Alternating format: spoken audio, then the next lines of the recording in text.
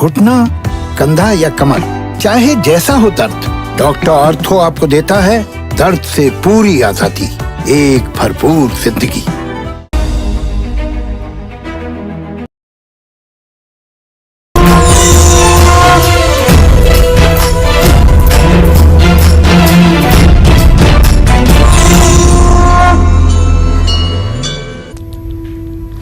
नमस्कार, स्वागत है आप सभी का। आप देख रहे हैं कालचक्र। मैं हूं आपके साथ आशा झा और मेरे साथ एक बार फिर आपके जहन में चल रहे हर एक सवाल का जवाब लेकर उपस्थित हैं प्रश्न कुंडली विशेषज्ञ पंडित सुरेश पांडे जी। बहुत बहुत स्वागत है आपका पंडित जी। क्या सिर्फ गुण मिल जाना सुखी वैवाहिक जीवन की गारंटी है? जानने के लिए देखिए कालचक्र। जी हाँ, विवाह एक नए जीवन की शुरुआत मानी जाता है विवाह को, और आमतौर पर हमारे समाज में शादी के लिए कुंडली मिलान किया जाता है।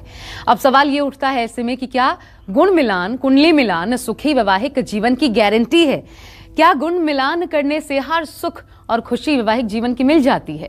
साथ ही कुंडली मिलान करते वक्त हम सभी को किन किन बातों का खास ध्यान भी रखना चाहिए? आज प्रश्न कुंडली विशेषज्ञ पंडित सुरेश पांडे जी आपको इसी गुण मिलान से जुड़ी बहुत खास और बहुत अहम जानकारी इस कार्यक्रम में देने वाले हैं। तो बने रहिए हमारे साथ, कालचक्र बहुत ध्यान से देखिए। और आज की महत्वपूर्ण चर्चा की हम शुरुआत करें, क्योंकि आज शादी विवाह की बात होने वाली है, कुंडली मिलान की बात होने वाली है। और कहा जाता है दूसरा जन्म होता है। कन्या को शादी के वक्त बताया भी जाता है, पंडित जी बताते भी हैं कि दूसरे जीवन की शुरुआत हो रही है और उसमें क्या क्या करना है, ये सारी चीजें बताई जाती हैं। माता पिता भी बहुत कुछ सिखाते हैं, लेकिन उसके पहले जो कुंडली मिलान होता है, क्यों बहुत सारी शादियां होती हैं, बहुत खुशहाल जीवन जीते हैं, लेकिन कई ऐसी शादियां हो जाती हैं जो कि टूट जाती हैं, बहुत जल्द टूट जाती हैं, महीने 2 महीने में टूट जाती हैं। ऐसी भी शादियां होती हैं। आखिर इसका कारण क्या होता है जब कुंडली मिलान होता है इसके बावजूद?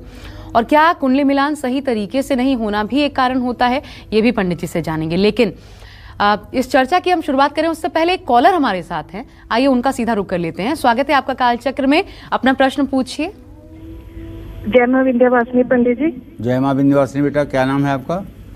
मेरा नाम पूजा है जी। और मैंने अपने हस्बैंड के बारे में पूछना है। जी जी।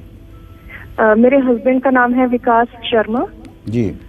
उनकी जन्म तिथि है 8 सितंबर 1972 जी।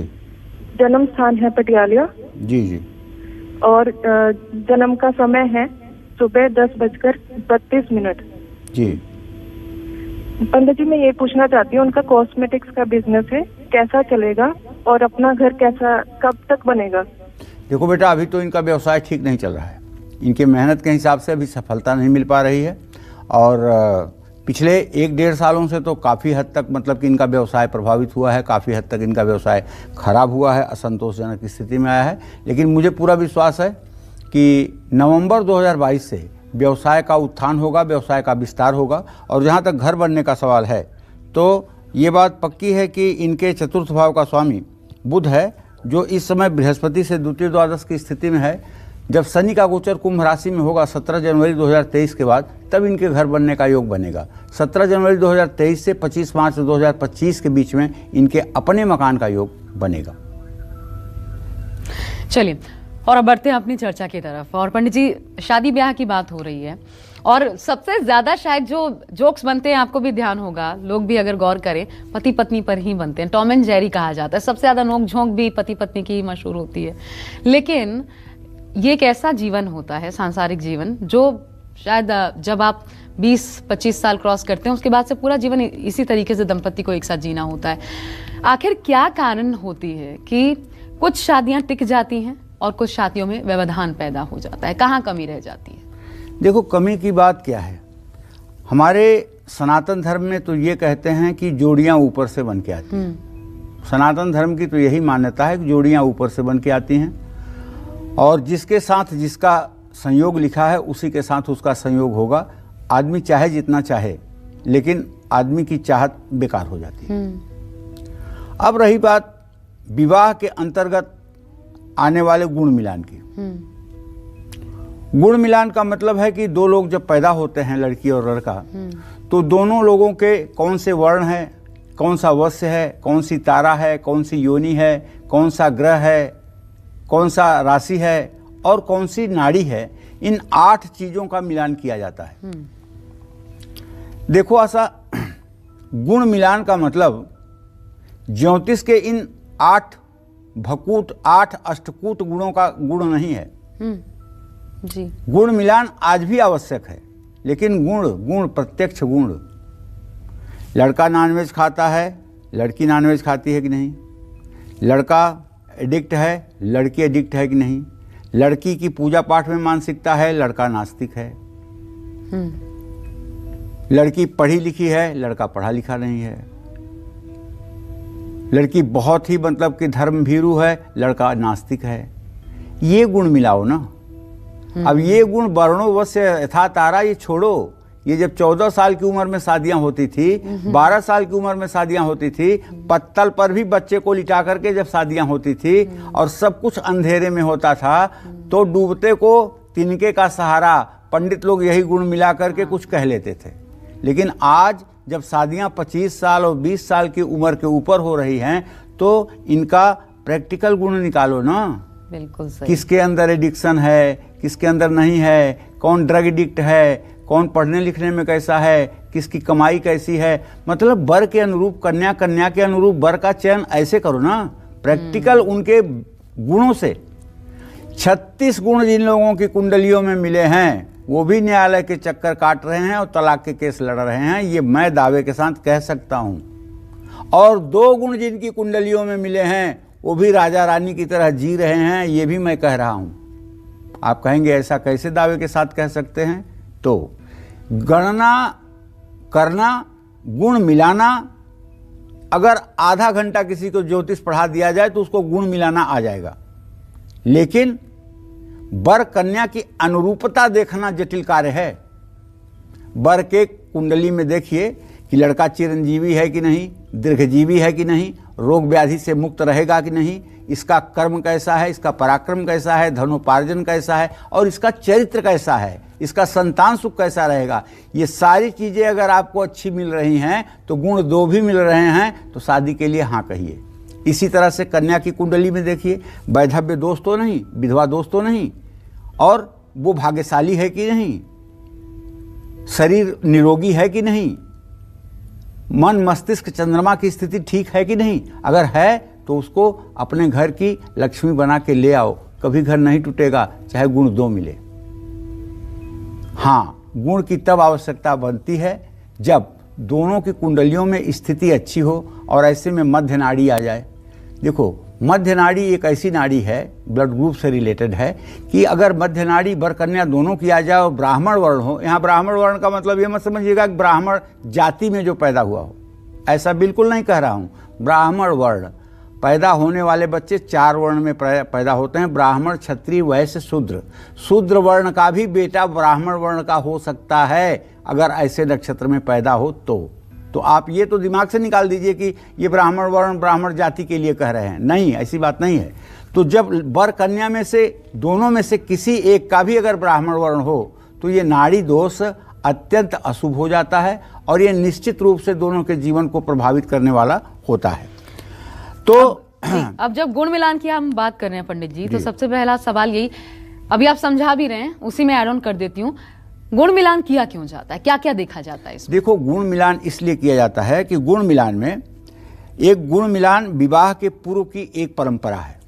ठीक है, ये भावी दंपति के स्वभाव, गुण, प्रेम और आचार व्यवहार के संबंध में जानकारी हासिल करने को एक मतलब कि जरिया मानते हैं जी।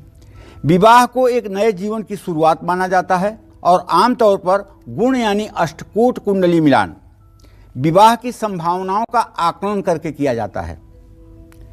गुण मिलान में अष्टकूट यानी वर्ण, वश, तारा, योनि, ग्रह मैत्री, ग्रह, भकूट और नाड़ी, इन सब चीजों का मिलान किया जाता है। इसमें से सभी के श्रेणियों को 1 और क्रमशः 8 में नंबर दिया गया है। इनके आधार पर कुल 36 गुण मिलते हैं। 1 से 8 तक अगर आप क्रमशः जोड़ लें तो 36 गुण बनेंगे। विवाह के लिए संभवतः 18 गुणों से ज्यादा गुण मिलने पर विवाह की सहमति दी जाती है। 18 गुण सबसे सामान्य, 25 गुण मध्यम और 25 से ऊपर के गुण उत्तम माने जाते हैं। सिर्फ गुण मिलान सुखी वैवाहिक जीवन का गारंटी नहीं है, ये बात ध्यान से रखिएगा। फिर कह रहा हूं आपको, क्योंकि पहले से ही गुण का मिलाना और गुण का मिलान, गुणों के आधार पर वस्य, तारा, योनि, कूट, भकूट और नाड़ी, इन सब का मिलान करना अपनी जगह पर है।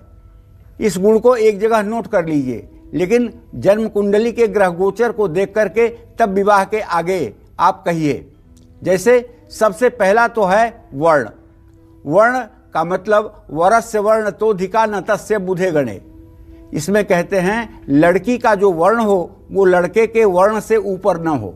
लड़के का वर्ण अगर क्षत्रिय है तो लड़की का वैश्य ब्राह्मण वर्ण नहीं होना चाहिए। तो इस तरह से वरस्य वर्ण तो धिका न तस्य बुधे गणे, ये बात आती है। मांगलिक अनुकूलता पर प्रकाश डालना है, वश्य से आप निर्धारित करने में समर्थ होंगे। जैसे लड़के का लड़की से वश्य का मेलापक अच्छा है तो उनका जीवन ज़्यादा प्रभावी और नियंत्रण में रहने वाला है। और तीसरे नंबर पर आती है तारा। तारा का संबंध लड़का और लड़की के स्वास्थ्य से होता है। और योनि, हर वर्ग की अपनी एक योनि होती है, योनि का विचार किया जाता है। योनि के अनुसार व्यक्ति को शत्रु योनि में विवाह करने से मानसिक स्तर पर मेलापक समाप्त हो जाता है। विवाह में किसी के लिए भी किसी के प्रति आकर्षण योनि के द्वारा ही जाना जाता है। अगर वर कन्या की शत्रु योनि है तो उनमें आकर्षण का अभाव रहेगा। और इसी तरह से अगर देखा जाए तो ग्रहों की स्थिति आती है। ग्रह दोनों दंपतियों के गण की स्थिति आती है। 3 प्रकार के गण होते हैं, राक्षस गण, देवगण, मनुष्य गण। अगर राक्षस गण का लड़का है तो राक्षस गण की लड़की के साथ वैवाहिक जीवन अच्छा होगा। देवगण लड़का है तो मनुष्य गण की लड़की या देवगण के लड़के के साथ अच्छा होगा। लेकिन देव राक्षस से शत्रुता है। तो इस तरह से ग्रह मैत्री को भी देखना चाहिए। 12 राशियों के जो ग्रह हैं वो आपस में मैत्री हैं कि नहीं, और 12 जो राशियां हैं ये आपस में अनुकूल हैं कि नहीं हैं, ये भकूट कहलाता है। इसमें 7 नंबर गुण होता है। इसी तरह से नाड़ी, नाड़ी आदि नाड़ी, अंत नाड़ी, मध्य नाड़ी, 3 प्रकार की नाड़ी होती है। वर कन्या की एक नाड़ी होने पर 0 गुण मिलता है और वन कन्या की विपरीत नाड़ी होने पर 8 गुण मिलता है। लेकिन ध्यान रखिएगा, वर कन्या की अगर एक ही नाड़ी हो और दोनों का नक्षत्र भी एक हो और लेकिन चरण भिन्न हो तो यहाँ पर संख्या 8 मान ली जाती है और ये विवाह के योग्य बात मानी जाती है। पंडित जी, एक बार फिर कुंडली मिलान में भकूट और ये जो अभी आपने बताया नाड़ी मिलान, ये करना कितना महत्वपूर्ण होता है, ये बता दीजिए। देखिए, भकूट का मतलब है 2 राशियां। हम तो भकूट को इग्नोर करते हैं बहुत तगड़े में। अच्छा। हम अपनी व्यक्तिगत बात बता रहे हैं, भकूट को तो हम लेते ही नहीं हैं। अगर ग्रह मैत्री अच्छी है, नाड़ी का दोष नहीं है तो भकूट ऐसे तैसे में जाए, उसकी चिंता नहीं हमको करनी चाहिए भकूट की। भकूट माने 2 राशियां, भकूट, भ माने पूरा अंतरिक्ष, कूट माने पूरी राशियां से आच्छादित ये पूरा विश्व है ना। तो दोनों राशियों का संबंध कैसे है, नवम पंचम है, तृतीय एकादश है, परस्पर छठी आठवीं है, कैसी स्थिति है उसके आधार पर भकूट का मिलान होता है। अगर 25 से कम नंबर मिल रहे हैं तब भकूट को देखिए, अगर 25 से ऊपर नंबर मिल रहे हैं तो भकूट को मत देखिए। और नाड़ी की जहां तक बात है तो नाड़ी तो आपको देखना ही पड़ेगा। अगर मध्य नाड़ी है, अंत नाड़ी है, आदि नाड़ी है तो इसके बारे में तो सोचना ही पड़ेगा, देखना ही पड़ेगा। नाड़ी अगर एक है तो विवाह का रिस्क नहीं लेना चाहिए, क्योंकि प्रैक्टिकल जीवन में जो मैंने देखा है उसके आधार पर एक नाड़ी के लोगों का वैवाहिक जीवन कभी सफल नहीं होता है। इसलिए नाड़ी से बचना चाहिए। लेकिन नाड़ी का एक परिहार है, अगर वर कन्या दोनों में से कोई ब्राह्मण वर्ण का है तभी नाड़ी दोष उतना प्रभावी होगा। अगर मानो दोनों शूद्र वर्ण के हैं, क्षत्रिय वर्ण के हैं, वैश्य वर्ण के हैं तो निसंदेह ये नाड़ी दोष निष्प्रभावी हो जाएगा। तो मतलब नाड़ी दोष नहीं करना चाहिए या कुछ परिस्थितियों में किया जा सकता है इसमें शादी? अब तो कह रहा हूं ना, जन्म से जाति का कोई मतलब नहीं है। जो व्यक्ति जिस वर्ण में पैदा हुआ है उसके आधार पर अगर ब्राह्मण वर्ण में वर कन्या पैदा हुए हैं तो उनको नाड़ी दोष लगेगा, और दूसरे वर्ण में अगर पैदा हुए हैं तो कुछ विद्वानों का मत है कि नाड़ी दोष नहीं लगेगा। ठीक है। इसी तरह से अगर 25 गुण से ज्यादा गुण बनते हैं तो अगर जन्म कुंडली में मांगलिक दोष एक के है दूसरे के नहीं है तो भी मांगलिक दोष का भी दुष्प्रभाव जो है वो कम हो जाता है। अच्छा, एक होता है गोत्र पंडित जी, ममगोत्र समगोत्र, हाँ। ये कहा जाता है, इनमें शादियां कितनी मान्य या अमान्य होती हैं? अगर अब देखो, अब ये बात तो बहुत इस समय विस्तार कर गई है। पहले जब शादियां गांव कुनबे में और 2-4-10 किलोमीटर के अंतर्गत होती थी तो पता लगता था कौन आदमी कौन से वर्ण का है, कौन सी राशि है, क्या उसका शाखा है, क्या उसका सूत्र है, सब पता चलता था, क्या प्रवर है। आज शादियां मतलब हजार किलोमीटर की दूरी पर हो रही हैं, और आज शादियों में लोग ये देखते हैं कि हमारी लड़की सुखी कैसे रहेगी, इस बात का ध्यान ज्यादा है लोगों को। तो इन सब बातों को देखते हुए लोग सुविधाजनक तरीका अपना रहे हैं। समगोत्री विवाह को तो भाई बहन का विवाह कहा जाता है, वो नहीं हो, लेकिन यहाँ 7 पीढ़ी से ज्यादा का अंतर है, वहाँ ये दोष समाप्त हो जाते हैं। लेकिन फिर भी अगर समगोत्री विवाह करना हो तो आप ये समझ लें कि कम से कम दोनों का शाखा और सूत्र अलग होना चाहिए। जैसे कश्यप गोत्र के ब्राह्मण भी मिलेंगे, कश्यप गोत्र के क्षत्रिय भी मिलेंगे, कश्यप गोत्र के वैश्य भी मिलेंगे और कश्यप गोत्र के शूद्र भी मिलेंगे। तो ये जरूरी नहीं है कि दोनों का मिलापक एक जैसा होगा। अच्छा पंडित जी, भकूट दोष होने पर भी क्या विवाह हो सकता है? हाँ, भकूट दोष होने पर बिल्कुल विवाह हो सकता है। आपने बोला कि उसको तवज्जो जी नहीं जी जी, भकूट दोष होने पर एकदम आंख बंद करके आप विवाह करिए। अगर नाड़ी ठीक है, ग्रह मैत्री ठीक है, गण ठीक है, तो विवाह आप आंख बंद करके कर सकते हैं। और दूसरी बात, एक बात जो बहुत ध्यान देने योग्य है, शायद मैं भूल जाऊं फिर ना बताऊं, अभी बता देता हूं। लड़की की जो जन्म कुंडली की लग्न है वो लड़के की शत्रु लग्न न हो, और लड़के की कुंडली का जो जन्म लग्न है वो लड़के की मृत्यु लग्न न हो। इतना ध्यान रखिएगा, नहीं तो सारी कुंडली मिलाना फेल हो जाएगा और परिणाम दुखदायी होगा। क्या कुंडली मिलान आपको सही जीवन साथी चुनने और शादी के बाद एक सुखी वैवाहिक जीवन में हेल्प करता है? इसी से जुड़ी जरूरी जानकारी आज आपको दे रहे हैं पंडित जी। अपनी चर्चा को चलिए अब आगे बढ़ाते हैं, बात करते हैं मांगलिक दोष की। बहुत बार आप सुनते हैं मांगलिक दोष, तो क्या मांगलिक दोष हमेशा अमंगल ही करता है? पंडित जी, इसकी सच्चाई क्या है? मांगलिक दोष एक तो होता क्या है, कैसे प्रभाव डालता है कि लोग सोचते हैं अगर किसी को मांगलिक दोष है तो इससे शादी नहीं की जा सकती? ऐसा है ना, मंगल ग्रह की स्थिति से मांगलिक दोष का अनुमान लगाया जाता है। हमारे शास्त्रों में कहा गया है इन 36 गुणों के मिलान के अलावा कुंडली में मांगलिक दोष पर भी बहुत गंभीरता से विचार किया जाता है। कुंडली में मांगलिक दोष होना आम बात है।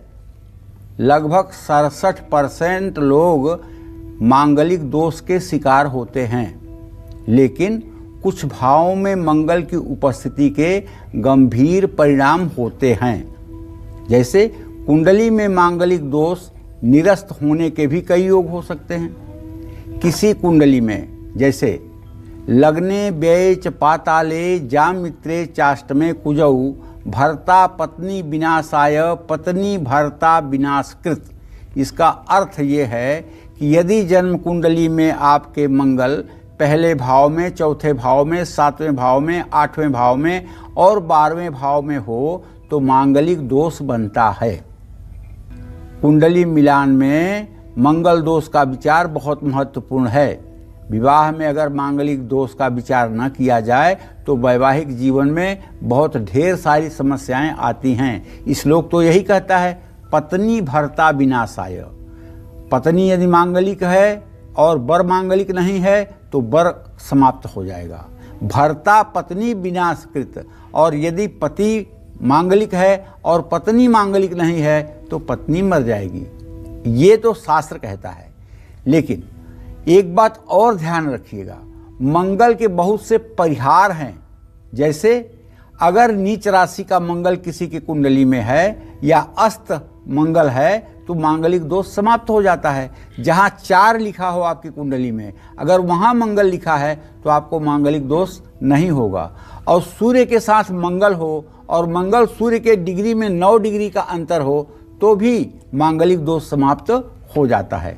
न मंगली चंद्र भृगु द्वितीये, न मंगली पश्यति यस्य जीवः, न मंगली केंद्र गते च राहु, न मंगली मंगल राहु योगे। अरे भाई, मंगल का दोष बहुत प्रकार से खत्म होता है, लेकिन कुछ लोग मंगली का हवा पकड़ कर बैठे हुए हैं। बच्चे 35 साल 36 साल के हो गए हैं, शादियां नहीं हो रही हैं। इसलिए कि गलत डायरेक्शन में अगर कोई चीज़ आप ढूंढ रहे हैं, वो कहाँ मिलेगा आपको। गर्मी पड़ने वाली जगह पे अगर आप ठंडी की चीज़ ढूंढ रहे हैं तो कहाँ मिलेगा। इसलिए किसी एक्सपर्ट व्यक्ति से, किसी अध्ययनशील सुयोग्य व्यक्ति से इस बात का निर्णय लेना चाहिए कि इस बालक के ऊपर या इस बालिका के ऊपर जो मांगलिक दोष दिख रहा है वो प्रभावी है कि अप्रभावी है, किन्हीं कारणों से वो निरस्त हो रहा है या वो है। इस बात का विचार करने के बाद जीवन में बहुत कुछ सरलता आ जाती है। मांगलिक दोष के कारण परिवार में अनहोनी, रिश्ते टूटने की नौबत भी आती है। मांगलिक दोष तो सचमुच में अवॉइड नहीं करना चाहिए, लेकिन हाँ, अगर मांगलिक दोष का परिहार हो रहा है तो विवाह करने में कोई बुराई नहीं है। वैसे भी 25 गुण से ज़्यादा जब जन्म कुंडली में मेलापक होता है तो मंगल दोष का संक्षेप, मंगल दोष का दुष्प्रभाव कम हो जाता है। ये भी हमारे शास्त्रों की मान्यता है। पंडित जी, आंशिक मांगलिक होना क्या होता है और वो क्या प्रभावी होता है? देखो, सच बात है, मांगलिक होता है ऐसा, लेकिन जब किसी को बताओ कि बच्चा मांगलिक है तो कहते हैं आंशिक है ना, आंशिक, ऐसे पहले से बोल देते हैं, आंशिक है ना, आंशिक। मांगलिक 2 प्रकार से होते हैं और हम तो कहेंगे 3 प्रकार से होते हैं। पहला प्रकार होता है लग्न से 4था, 7वां, 8वां, 12वां स्थान में मंगल होना, मांगलिक दोष कहलाता है, पहला प्रकार है। दूसरा प्रकार ये है चंद्रमा से, चंद्रमा के साथ, चंद्रमा से 4था, चंद्रमा से 7वां, चंद्रमा से 8वां, चंद्रमा से 12वां अगर मंगल हो तो ये चंद्रमांगलिक दोष होता है। किसी की कुंडली में केवल चंद्रमांगलिक योग होता है और किसी की कुंडली में केवल लग्न मांगलिक योग होता है और किसी की कुंडली में दोनों योग होता है। तो जिनकी कुंडली में दोनों योग होता है वो तो पूर्ण मांगलिक माने जाते हैं, और जिनकी कुंडली में लग्न मांगलिक है या चंद्र मांगलिक है उन्हें आंशिक मांगलिक कह देते हैं। लोगों की भाषा में यही जवाब समझ में आता है। लेकिन मंगली तो मंगली ही होता है, इग्नोर करने लायक कुछ भी नहीं होता है। अच्छा, सबसे कठिन होता है शुक्र मंगली। सिर्फ शादी पर प्रभाव डालता है? नहीं, शादी पर प्रभाव नहीं डालता है। जीवन सबसे ज्यादा तो मतलब कि अगर मांगलिक लड़का है, 4थे घर में 7वें घर में मंगल हो तो वो एकदम हर समय गर्म तावे की तरह तपता रहेगा। मंगली लोग बड़े गुस्से वाले होते हैं। अच्छा। अगर उस पर शुभग्रह की दृष्टि नहीं है तो ऐसे लोगों का क्रोध आकाश चढ़ के बोलता है, क्योंकि क्रोध साहस और पराक्रम का ग्रह मंगल है ना। हाँ। और जब ये लग्न पर पूरी दृष्टि करेगा या चंद्रमा पे पूरी दृष्टि करेगा तो उस आदमी के अंदर उत्तेजना, क्रोध, ये सब चीजें तो आएंगी ही। तो सिर्फ शादी के वक्त नहीं, पहले भी इसका उपचार करवाया जा सकता है? पंडित जी, क्या पूजा है इसके लिए? देखो, क्या ऐसा किया है, जा जो लोग जिनका बच्चा उद्दंड है, जिनका बच्चा कहना नहीं मानता है, लड़ाई झगड़ा करता है, मारपीट करता है, बचपन में ही वो जब आते हैं हम लोगों के पास 5 साल की उम्र में, 7 साल की उम्र में, 8 साल की उम्र में कि बहुत शैतान हो गया है, किसी का कहना नहीं मानता, तो क्या हम लोग उनको उपाय बताते हैं। अच्छा। शहद का सेवन करवाइए, शहद का दान करवाइए, गेहूं गुड़ का दान करवाइए, अनंत मूल की जड़ धारण करवाइए। अच्छा। ये सब जो मंगल के उपाय हैं शुरू से ही करवाते हैं। विवाह के बाद तो उसका असर होता ही है। अच्छा। लेकिन विवाह के बाद अगर दोनों मांगलिक हैं तो ये असर निस्तेज हो जाता है, समाप्त हो जाता है। ये और पेड़ से शादी की आखिर क्यों? देखो, पेड़ से शादी मांगलिक दोष में कोई फायदा नहीं करता है। अच्छा। जिन कन्याओं की कुंडली में वैधव्य दोष होता है, विधवा दोष होता है, उनका पेड़ से विवाह कराना चाहिए। अच्छा। जैसे अगर किसी लड़की के कुंडली के 7वें भाव का मालिक, 7वें घर का विवाह भाव का मालिक धन भाव में बैठा हो तो वो लड़की विधवा होती है और ये वैधव्य योग कहलाता है। इस वैधव्य योग में जन्म लेने वाली लड़कियां जिस महादशा में वो ग्रह होगा उसी महादशा में उनको वैधव्य दोष की प्राप्ति होगी। तो इसके लिए पीपल के पेड़ के नीचे भगवान श्री हरि विष्णु से लड़कियों का विवाह करा दिया जाता है। एक दिन तक वो भगवान विष्णु की अर्धांगिनी रहती हैं, दूसरे दिन से फिर वो सामान्य रूप से स्नान करके सामान्य कुमारी कन्या बन जाती है। एक और सवाल पंडित जी, काल सर्प दोष हम जानते हैं किसी दोष की वजह से होता है, कुछ आपके ऐसे कृत्य वो कभी के भी हों, मंगल दोष क्यों होता है? मंगल दोष यही मांगलिक ना, मंगल दोष यही मांगलिक क्यों दोष कहते हैं? क्यों होता है? मांगलिक दोष इसलिए होता है कि क्रोध और पराक्रम का कारक ग्रह है मंगल, और मंगल की दृष्टि जहाँ होती है वहाँ सब हलचल मच जाता है। जैसे अगर चौथे भाव में मंगल बैठेगा तो एकादश भाव पर उसकी दृष्टि जाएगी, सातवें भाव पर मंगल बैठेगा तो पति और पत्नी के मृत्यु स्थान पर उसकी दृष्टि जाएगी। तो ये मतलब कि मंगल ग्रह अगर किसी का ज़्यादा खराब हो जाए ऐसा तो डकैत हो जाता है, क्रिमिनल हो जाता है, मर्डरर हो जाता है। जिसका ये अंगूठा आगे वाला छोटा हो जाए वो इतना निर्दयी और हत्यारा हो सकता है कि कुछ भी कर सकता है। तो मंगल का दूषित प्रभाव जब व्यक्ति के कुंडली पर हो जाता है तो वो दुस्साहस से परिपूर्ण हो जाता है, और दुस्साहस भरे कार्य जब करेगा तो समाज के विरोध में ही करेगा ना। तो कोई एक खास उपाय आप इस वक्त बताएं जो दर्शकों को बस यही बताना चाहूंगा कि अगर मंगल खराब है तो मंगल की वस्तुओं का दान करना चाहिए, मंगल की वस्तुओं का सेवन नहीं करना चाहिए। जैसे मंगल की वस्तु है गेहूं, गुड़, मसूर, जिसका मंगल खराब हो उसे मसूर कभी नहीं सेवन करना चाहिए। ठीक है। आटा फिर कैसे ना खाएं? आटा आप कर सकते हैं, गेहूं, साबुत गेहूं नहीं, आटा आप कर सकते हैं उपयोग में। और दूसरी बात यह है कि मंगल के वर्चस्व को समाप्त करने के लिए आपको चाहिए कि मंगल के मंत्रों का जप, ओम धरणी गर्भ संभूतम विद्युतकांत समप्रभम कुमारम सत्यहस्तम च मंगलम प्रणमाम्यम, इस मंत्र का यथासंभव 10 माला रोज जप करना चाहिए। मंगल स्त्रोत। और मंगल स्त्रोत को ठीक करने के लिए आपको चाहिए कि आप आंख बंद करके रोज सुबह 5 मिनट के लिए अपने नाभि पर ध्यान करते हुए ओम अंग अंगारकाय नमः इस मंत्र का जप करें। मूलाधार चक्र पर जब आपका मंगल पहुंच जाएगा तो आपके क्रोध की स्थिति अपने आप समाप्त हो जाएगी। अब चलिए फिर शादी ब्याह की बात पर लौटते हैं। कभी कभी देखा गया है गुण मिलान भी विशेष उत्तम है, मंगल दोष मिलान भी उत्तम है, फिर भी विवाह के बाद तनाव और तलाक तक बात पहुंच जाती है। सब कुछ उत्तम होते हुए भी पंडित जी आखिर क्यों? देखो, मैं तो ये नहीं मानूंगा कि सब कुछ अगर दोनों की कुंडली में उत्तम है तो बात तलाक तक पहुंच जाएगी। तो वो जो आप कह रहे थे, क्या इसके पीछे एक ये भी कारण कि प्रैक्टिकल? जी, अब जैसे मतलब कि अगर किसी की जन्म कुंडली में, लड़के या लड़की की कुंडली में बहुत अच्छे गुण मिल रहे हैं, एक बात हो गई। दूसरी बात ये है कि केंद्र में मतलब लग्न में और 7वें भाव में शनि, केतु, राहु, मंगल, ये संयोग बन गया है, तो ऐसे जातक के 2 विवाह 3 विवाह होते हैं। चाहे जितना अच्छा कुंडली मिला लीजिए तो विवाह टूटते ही टूटते हैं। तो ऐसे में विवाह चलने की गारंटी थोड़ी होती है। विवाह से पहले गुण मिलान के अलावा भी और कई अहम बातों पर ध्यान करना चाहिए। गुण मिलान तो वर वधू की चंद्र राशि और नक्षत्र से मिलाए जाते हैं। मंगल दोष भी लग्न और चंद्रमा के अनुरूप ही होता है, लेकिन कुंडली में अन्य ग्रह भी हैं जिनको गुण मिलान के समय नहीं देखते हैं, देखना चाहिए। जैसे ये ग्रह भी महत्वपूर्ण है, 7वां भाव सप्तमेश। देखिए, विवाह के लिए अगर जब भी आप कुंडली खोलिए, अगर आपका ज्योतिष में इंटरेस्ट है तो आप 3 चीज देखिए, भाव, भावेश और कारक। अगर 3 चीजों को आपने देख लिया और वो ठीक हैं तो विवाह ठीक रहेगा। भाव क्या है? 7वां भाव। उसका मालिक कौन है? वो भावेश है। कारक कौन है? शुक्र है। शुक्र की स्थिति देख लीजिए, 7वां भाव की स्थिति देख लीजिए, सप्तमेश की स्थिति देख लीजिए, उन पर पड़ने वाली ग्रहों की स्थिति को देख लीजिए। आपको सारी पिक्चर क्लियर नजर आएगी कि इसका दाम्पत्य जीवन कैसे रहने वाला है। दाम्पत्य सुख के लिए इन सब चीज़ों का महत्व बहुत बढ़ जाता है। 7वां भाव साझेदारी का भी महत्व होता है। 7वां भाव से प्रश्न कुंडली में साझेदारी का भी विचार किया जाता है। ऐसे में 7वें भाव में कोई पापक ग्रह नहीं होना चाहिए। 7वें भाव के अधिपति को सप्तमेश कहा जाता है।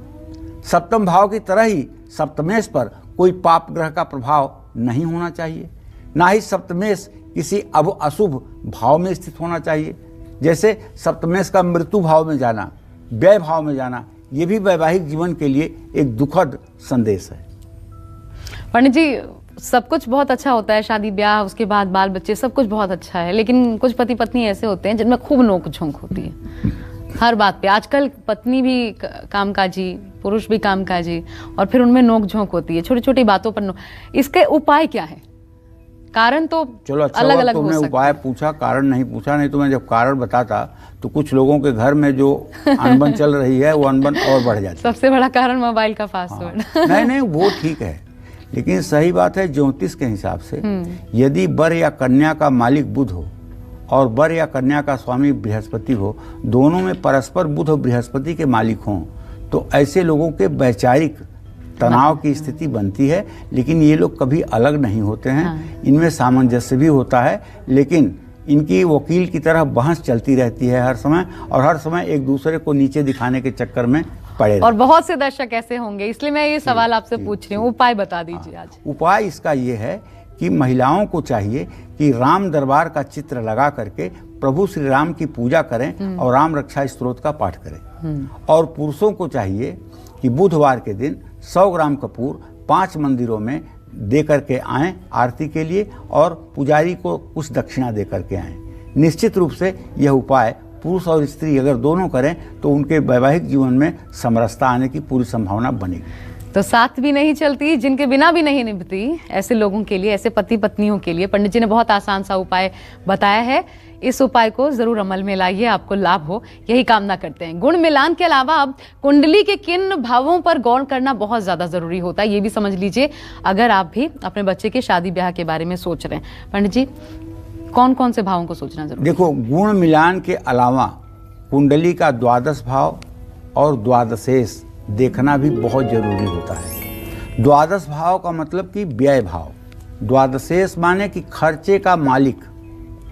12 भाव को दाम्पत्य सुख के लिए अहम माना जाता है, क्योंकि ये सप्तम से छठा है और लग्न से 12वां है। तो ऐसे में 12 भाव को सैया सुख का भाव माना गया है। सैया सुख समझते हैं ना, सोने वाली जगह को सैया सुख कहते हैं। 12 भाव और इसके अधिपति द्वादशेश पर किसी भी प्रकार के पाप ग्रहों का प्रभाव दाम्पत्य सुख का नुकसान करता है।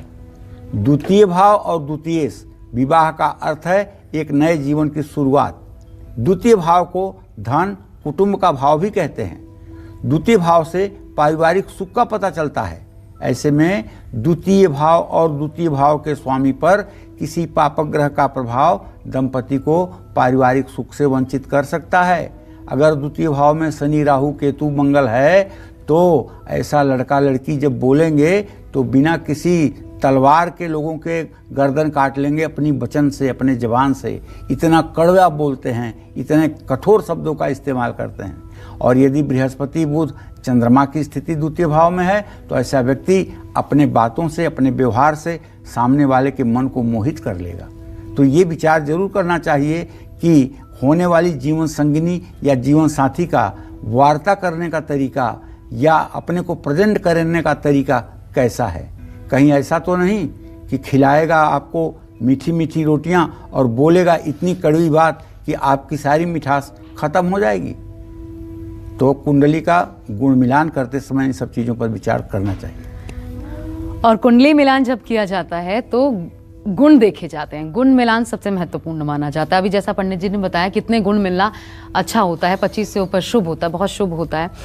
लेकिन इसके अलावा किन और चीज़ों पर गौर करना चाहिए पंडित जी? गुण के देखने के अलावा क्या क्या देखें कुंडली मिलाते समय? देखो, ज्योतिष शास्त्र में तो हर चीज़ देखने की ही है। जैसे अगर लड़की नहीं देखा है आपने, लड़की का रूप रंग नहीं देखा है आपने, तो लग्न और लग्नेश को देख लीजिए। लड़की की लंबाई नहीं देखी है आपने तो लग्न पर पड़ने वाले ग्रहों की दृष्टि देख लीजिए। लड़की का वजन नहीं समझ पाए हैं आप तो लड़की के लग्न पर पड़ने वाले ग्रहों की दृष्टि देख लीजिए आप। इसी तरह से लड़कों के बारे में भी गुण मिलान के अलावा वर और वधू का जो पंचम भाव है और जो पंचमेश है उसको देखना जरूरी होता है, क्योंकि ये भाव जब मनुष्य जन्म लेता है तब मनुष्य जन्म लेने के साथ ही वो ऋणी हो जाता है। कैसा ऋणी हो जाता है? मातृ ऋण, पितृ ऋण, देव ऋण, ये 3 प्रकार के ऋण हो जाते हैं। इन्हीं जन्मजात ऋणों में से एक ऋण है पितृ ऋण, जिससे संतानोत्पत्ति के द्वारा मुक्ति मिलती है। पंचम भाव से संतान का ज्ञान होता है। पंचम भाव और इसके अधिपति पंचमेश पर किसी पापग्रह का प्रभाव दंपति को संतान सुख से वंचित करता है। इसी तरह वर वधू के अष्टम भाव या अष्टमेश को देखना चाहिए, बहुत जरूरी है। भावी दंपति की आयु को जानना बहुत जरूरी है। अष्टम भाव और अष्टमेश से आयु का विचार किया जाता है। लेकिन एक बात बता दूं, हर जगह तो मैंने आपको कहा कि पापग्रह होगा तो खराब होगा, लेकिन 8वें मृत्यु स्थान में अगर शनि हो और वो मकर, कुंभ या तुला राशि का हो तो जिसकी कुंडली है वो आदमी 100 साल जिएगा। इस बात को ध्यान रखिएगा। ये एक अपवाद बता रहा हूँ। अगर तुला, मकर और कुंभ राशि का शनि मृत्यु स्थान में हो तो जिसकी कुंडली में यह योग होगा वो व्यक्ति वज्र के मारे भी नहीं मरेगा और वो दीर्घायु होगा, महादीर्घायु होगा। इस बात को समझना चाहिए। अष्टम भाव और अष्टमेश पर किसी पापक ग्रह का प्रभाव दंपत्ति की आयु को क्षीण करता है। ये बात मैं भी स्वीकार करता हूँ।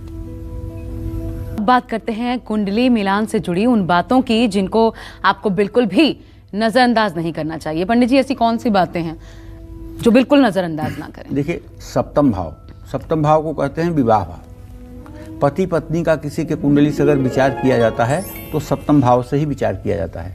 सप्तम भाव को दारा और जाया भाव भी कहते हैं, ठीक है ना।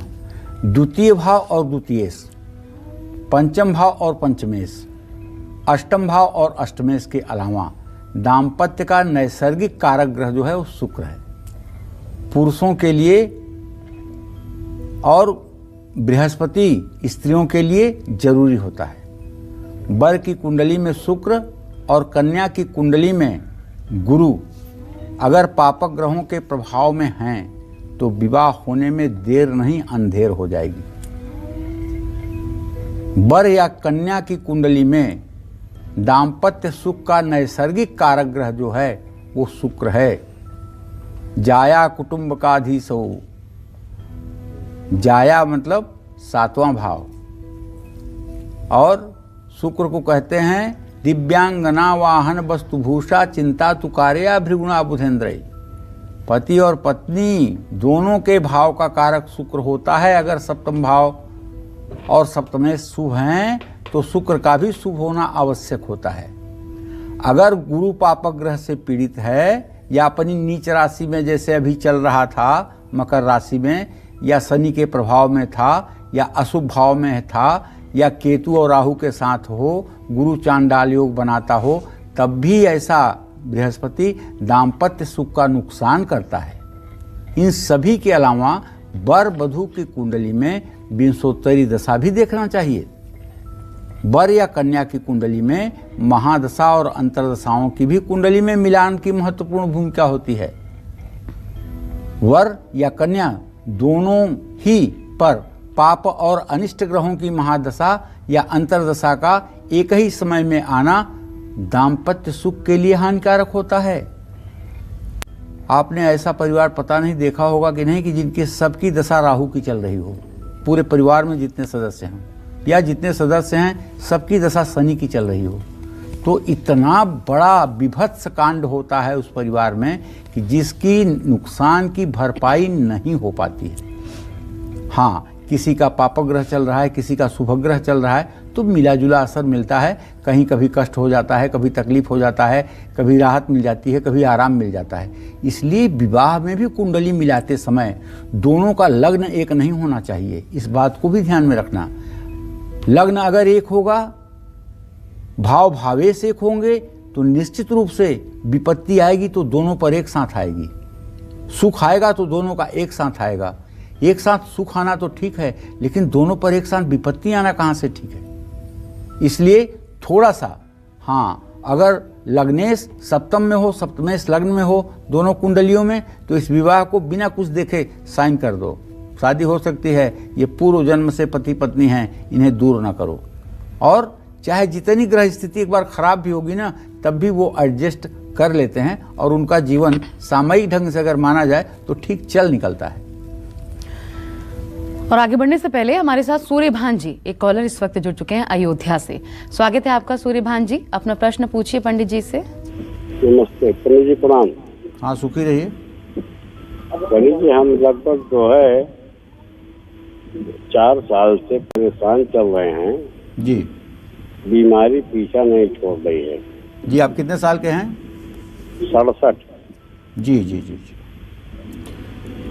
चलिए सूर्यभान जी, आपने इतना पर्याप्त प्रश्न किया है हमें जवाब देने के लिए। आपने प्रश्न किया है, इस समय हम कुंभ लग्न को देख रहे हैं जिसमें चंद्रमा और बृहस्पति की युति है। चंद्रमा 6ठे भाव का स्वामी होकर के यहाँ बैठा हुआ है। ऐसे लोगों को विकार, रक्त विकार होता है, खून से संबंधित बीमारी, अस्थमा से संबंधित बीमारी, लीवर से संबंधित बीमारी होती है और ये बीमारियां जल्दी ठीक होने का नाम नहीं लेती हैं।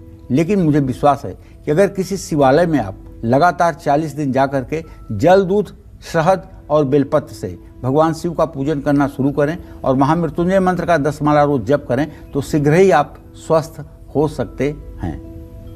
क्या आपकी शादी में देरी हो रही है? क्या आपके लिए मनचाहा रिश्ता नहीं आ रहा है? क्या हर बार बात बनते बनते बिगड़ जाती है? तो कौन से उपाय आपकी हर उलझन को सुलझा सकते हैं पंडित जी? क्योंकि कई बार अच्छे लड़के लड़कियां, सब कुछ अच्छा है, फिर भी बात नहीं बन पाती है, क्या कारण होता है? ये तो देखिए प्रारब्ध से कारण होता है और विवाह में प्रतिबंध योग होता है, तभी ऐसा देखा गया है। अगर ज्योतिष की बात करूं तो वर या कन्या की कुंडली में अगर शुक्र अस्त हो तो विवाह में बड़ा विलंब होता है और अगर लग्नेश और सप्तमेश ये पापक ग्रहों से दृष्ट या युत हों तब विवाह में प्रतिबंध योग होता है। 7वें भाव का बृहस्पति पापक ग्रह से देखा जाए तब विवाह प्रतिबंध योग होता है। ऐसे में मंगल दोष के कारण भी विवाह में प्रतिबंध होता है। तो मंगल दोष के कारण अगर विवाह में देरी हो रही है तो ऋण मंगल स्त्रोत का हर रोज पाठ करना चाहिए। सौभाग्य अष्टोत्तर सतनाम स्त्रोत का भी पाठ करना चाहिए। मंगल यंत्र की विधि पूर्वक स्थापना अपने पूजा स्थान में करना चाहिए। सौंदर्य लहरी शंकराचार्य द्वारा लिखित एक गीत है जिसको आप श्लोक संख्या 1 से 27 तक पाठ कर सकते हैं। उसका एक श्लोक हम आपको बताएं सौंदर्य लहरी का। मुखे ते तांबूलम नयन युगले जलकला ललाटे कश्मीरम बिलसति गले मौक्तिकलता स्फुरत कांची साटी पृथुकटि तटे हाटकमयीं भजामि त्वाम गौरी नगपति किशोरी मविरतम। आज जगत गुरु शंकराचार्य को माँ पार्वती ने दर्शन दिया था एक खोड़सीय 16 वर्षीय युवती के रूप में और आद्य जगत गुरु शंकराचार्य मतलब कि अद्वैतवाद को मानते थे। तो उनको जब वहाँ से माता का आभास हुआ तब उन्होंने कहा कि भजामि त्वाम गौरी। अंत में वो जान गए कि ये गौरी हैं। भजामि त्वाम गौरी नगपति किशोरी मविरतम। हे नगपति हिमालय की पुत्री, हे किशोरी, हे गिरिराज की कन्या, हे भगवान शिव की अर्धांगिनी, मैं आपको साष्टांग प्रणाम करता हूँ। तो सौंठ, सौंफ, मौलीश्री के फूल, लाल चंदन समान मात्रा में पानी में मिलाकर मंगलवार को स्नान करना चाहिए। अगर विवाह में देरी हो रही है तो और भी कई उपाय किए जा सकते हैं। जैसे रामचरितमानस में शिव पार्वती विवाह का प्रसंग 11 सोमवार पढ़ना चाहिए। विवाह में देरी हो रही है तो गणेश रुद्राक्ष धारण करना चाहिए। कनक धारा स्त्रोत का 21 पाठ 90 दिनों तक करना चाहिए। हर रोज तुलसी के पौधे में जल डालना चाहिए। अपने बेडरूम में राधा कृष्ण की एकदम प्यारी सी तस्वीर लगानी चाहिए। पत्नी को पति के बाईं ओर ही सोना चाहिए। अपने बेडरूम में गहरे रंगों का प्रयोग ना करें। पति या पत्नी इत्र का प्रयोग जरूर करें। शुक्रवार को देवी को सफ़ेद मिठाई का भोग लगाएं और शुक्रवार को खट्टी चीज़ों का सेवन बिल्कुल करने से बचें। जय मां विंध्यवासिनी। हमारे साथ सुषमा जी हरियाणा से कॉलर इस वक्त हैं। स्वागत है आपका सुषमा जी, अपना प्रश्न पूछिए। हाँ जी, प्रणाम पंडित जी। हाँ, सदा सुखी सुषमा जी।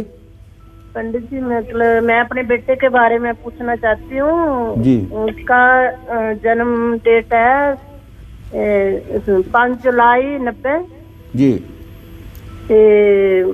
उससे ना शादी में देरी हो रही है और कोई सरकारी नौकरी का कोई भी मतलब उसका ये नहीं है। देखिए, सरकारी नौकरी मिलने का तो प्रश्नकाल से भी योग नहीं दिखाई दे रहा है और जब तक वो कहीं अपने रोजगार परक नहीं हो पा रहे हैं तब तक विवाह होने की संभावना भी क्षीण बनी हुई है। इनके विवाह की संभावना नवंबर-दिसंबर 2021 से होगी, लेकिन आप अपने बेटे से कहें कि इनके लिए ज़्यादा अच्छा होगा कि ये कोई व्यवसाय करें। व्यवसाय करना इनके हित में होगा। सरकारी नौकरी का योग नहीं है, प्राइवेट सेक्टर में नौकरी के लिए प्रयास करें तो सफलता मिल सकती है। प्रिया बिहार से एक और कॉलर हैं। स्वागत है प्रिया जी, अपना प्रश्न पूछें। हेलो। हाँ बोलो प्रिया। प्रणाम पंडित जी। सुखी रहो बेटा। पंडित जी, मुझे अपने करियर के बारे में पूछना था ना कि हाल ही फिलहाल मेरा रिजल्ट निकला ना तो अच्छा नहीं था। हालांकि उतना मेहनत हम नहीं किए, पता नहीं आगे क्या मतलब कुछ सोचते हैं लेकिन कर नहीं पाते हैं। और सोचते हो कर नहीं पाते हो, इसका मतलब कि प्लानर पॉइंट तो ठीक है, क्रिएटिव पॉइंट आपका ठीक नहीं है। इसका मतलब है कि आपको सूर्योदय के समय उठना चाहिए, स्नान करना चाहिए, सूर्य को जल देना चाहिए और कम से कम 108 बार गायत्री मंत्र बोलना चाहिए। जब तक आपका क्रिएटिव पॉइंट एक्टिवेट नहीं होगा तब तक केवल मन में सोचने से कुछ नहीं होगा। ठीक है, तो आप सूर्योदय के समय उठिए, सूर्य को अर्घ दीजिए और उसके बाद में 108 बार गायत्री मंत्र का जप करिए। जब भी अशुद्ध अवस्था में रहें तो ना करें, वरना इस उपाय को आप करिए। 6 महीने के अंदर आप देखिए आपकी कैसे पढ़ाई में रुझान बढ़ती है और कैसे सारी सफलता आपको मिलना शुरू होती है। और अब कार्यक्रम के समापन का वक्त है, लेकिन उससे पहले पंडित जी एक बात आपने कही थी और इसी कार्यक्रम में क्योंकि कही तो जान लेना चाहती हूँ जाने से पहले। पितृ ऋण, मातृ ऋण पता है, देव ऋण क्या होता है? देवताओं के यज्ञ आदि क्रिया का जो कार्यक्रम होता है, जो हव्य कव्य देवताओं को प्राप्त कराया जाता है, जो यज्ञ आदि क्रिया होती है, वो सब मतलब कि देव ऋण है, वो देव ऋण है। जन्म से ही होता है? जन्म से ही होता और है। कैसे उतारा जाता है? यही जनेऊ, 3 धागे का जनेऊ इसी चीज का तो संकेत है। अच्छा। ये 3 ऋण है जनेऊ के हिसाब से।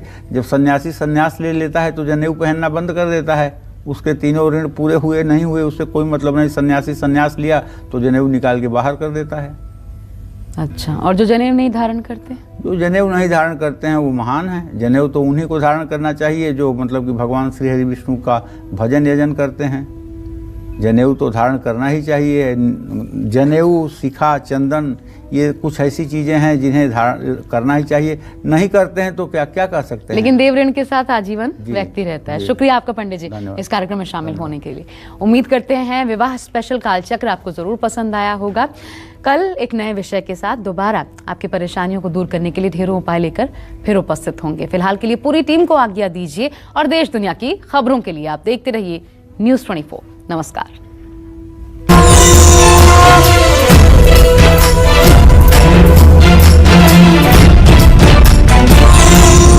खास जड़ी बूटियों से बना पेट सफा आयुर्वेदिक चूर्ण आज ही ले आएं। पेट सफा पहली रात से ही असर दिखाता है और इसकी आदत भी नहीं पड़ती।